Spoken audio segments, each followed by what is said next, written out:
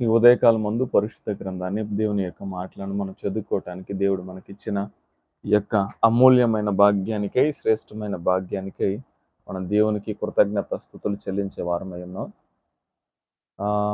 యోబు గ్రంథము మనం ధ్యానించుకుంటూ వస్తూ ఉండగా యోబు గ్రంథము 8వ అధ్యాయాన్ని మనం ఇప్పుడు ధ్యానించుకుంటున్నాం.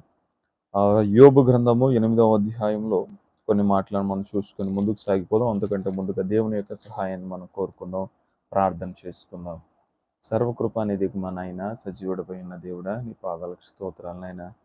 ఉదయకాలం మందు ఇలా చేరి నీ సన్నిధిన, నీ సముఖమున, నీ వాక్య ధ్యానం మనకి కూర్చుని ఉండగా నీ మాటలను మాకు తెలియజేయండి, నీ వాక్యములను మాకు తెలియజేయండి.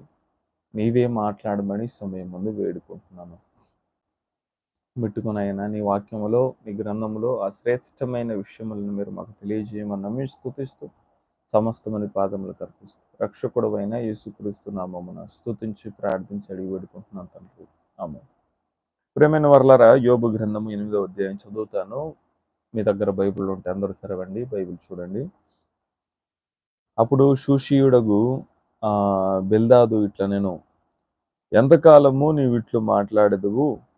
నీ నోట మాటలు సుడిగాలి వంటివాయను. దేవుడు న్యాయవిధిని రద్దుపరచునా? సర్వశక్తుడగు దేవుడు న్యాయమును రద్దుపరచునా?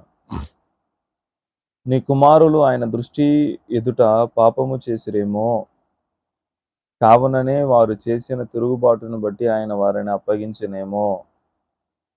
నీవు జాగ్రత్తగా దేవుని వెదకిన ఎడల, సర్వశక్తుడగు దేవుడు బతిమాలుకొనిన ఎడల, నీవు పవిత్రవై యథార్థవంతుడవైన ఎడల నిశ్చయముగా ఆయన నీ యందు శ్రద్ధ నిలిపి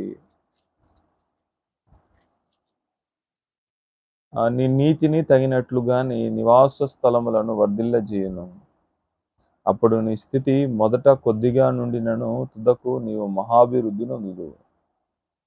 మనము నిన్నటి వారమే, మనకు ఏమీ తెలియదు. భూమి మీద మన దినములు నీడవలెనున్నవి.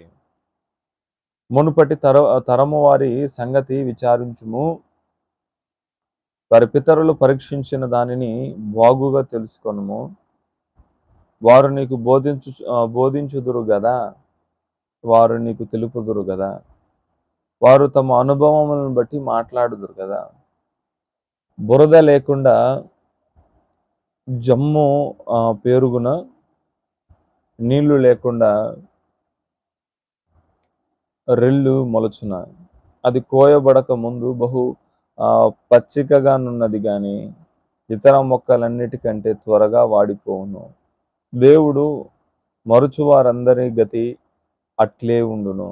భక్తిహీనుని ఆశ నిరర్ధకమగును, అతని ఆశ భంగమగును.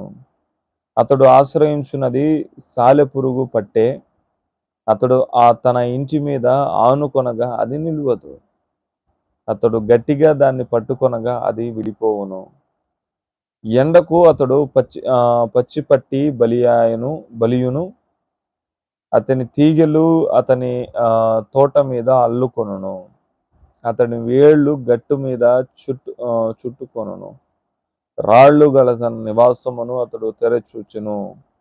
దేవుడు అతని స్థలములలో నుండి అతన్ని వెళ్ళగొట్టిన ఎడల, అది నేను నిన్నెరుగను, ఎప్పుడునూ నిన్ను చూడలేదనును. ఇదే అతన్ని సంతోషకరమైన గతికి అంతము. అతడున్న ధూళి నుండి ఇతరులు పుట్టెదరు. ఆలోచించుము, దేవుడు యథార్థవంతుణ్ణి త్రోసివేయడు, ఆయన దుష్కార్యములను చేయువారిని నిలువబెట్టడు.